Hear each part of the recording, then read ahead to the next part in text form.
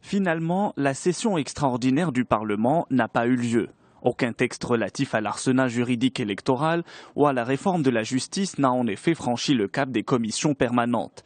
Le rythme de législation au cours de cet intervalle entre les deux sessions a été on ne peut plus lent, note le quotidien Le Matin. Les parlementaires sont appelés à accélérer la cadence au cours de la session printanière qui sera ouverte le vendredi 10 avril. Le principal enjeu est d'ordre législatif, écrit le quotidien. Il ne reste que quelques mois pour la tenue des échéances électorales locales et il s'avère nécessaire d'adopter les textes soumis par le gouvernement à l'institution législative dans les délais prévus. Toujours dans Le Matin, on apprend que le Conseil de gouvernement, réuni mercredi à Rabat, a adopté 2 projets de décret fixant au vendredi 7 août les élections des membres des chambres d'agriculture, des chambres de commerce, d'industrie et des services, des chambres d'artisanat et des chambres des pêches maritimes. De même, le gouvernement a élaboré un décret qui révise le code électoral dans la partie relative aux chambres des représentants. Mais aussi bien la date que certaines dispositions ne répondent pas aux attentes des opérateurs économiques concernés par ces élections. Les Échos titrent sur le plan d'accélération industrielle qui fête sa première année de mise en œuvre. Les premiers résultats ont été encourageants avec le lancement de plusieurs écosystèmes et surtout la sécurisation de plus de 250 000 engagements de postes d'emploi. En attendant l'impact prévu sur la dynamique de croissance du pays, les industriels s'approprient désormais l'approche, écrit le journal, qui parle d'un premier bilan plutôt satisfaisant.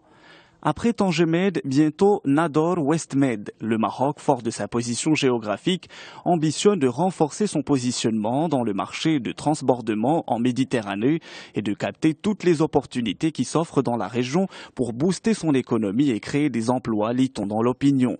Projet intégré, ambitieux et évolutif, le complexe portuaire Nador Westmed, qui comporte une dimension locale, régionale et nationale, ainsi que méditerranéenne, vise à renforcer l'offre portuaire du Maroc dans la région de la Méditerranée. Selon le quotidien, le nouveau complexe offre 5 700 emplois directs et 115 000 à l'horizon 2034. Libération nous informe que le Comité national de prévention des accidents de la circulation organise une opération de communication et de sensibilisation aux dangers de la route à l'occasion de la période du printemps qui coïncide avec les vacances scolaires en raison de la hausse du nombre des usagers de la route et de la demande croissante sur les moyens de transport public. Le CNPAC a indiqué qu'il compte véhiculer des messages au profit des chauffeurs professionnels pour les sensibiliser aux mesures qu'ils doivent respecter lors de leur voyage et leur rappeler les responsabilités qu'ils assument. En Algérie, El Watan aborde en une les trafics et dysfonctionnements que connaît le secteur du logement social. Des logements sociaux destinés aux couches défavorisées sont mis en vente. Des bénéficiaires censés ne disposer d'aucune ressource cèdent leurs appartements avec à la clé une forte plus-value. Le Vox Populi a de tout temps évoqué ce trafic, écrit le journal. L'actuel ministre de l'Habitat a crevé en début de l'année l'abcès en évoquant des ventes au marché noir de logements publics locatifs.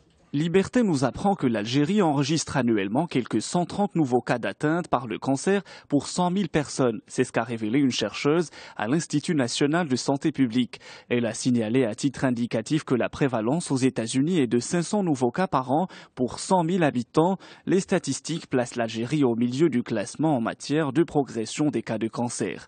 L'Expression s'intéresse à la flambée des prix en Algérie à 2 mois du Ramadan. À l'exception des produits subventionnés par l'État tels que le pain et le lait, le reste ne déroge pas à la règle, constate le quotidien. Tout a augmenté. Les prix des produits de consommation ne cessent de grimper. Le portefeuille des ménages est de plus en plus mis à rude épreuve. Préparer un plat riche et équilibré se fait désormais par occasion, écrit le journal. Des fruits et légumes, en passant par les produits laitiers et les conserves, aucun produit n'est épargné par la flambée. Dans la presse française, on apprend que l'Agence européenne de la sécurité aérienne dit avoir relevé des cas de non-conformité en Allemagne, notamment dans le suivi médical des pilotes. Des révélations qui arrivent 2 semaines après le crash de l'A320 de la compagnie Germanwings, survenu le 24 mars dernier dans les Alpes françaises et qui a fait 150 morts.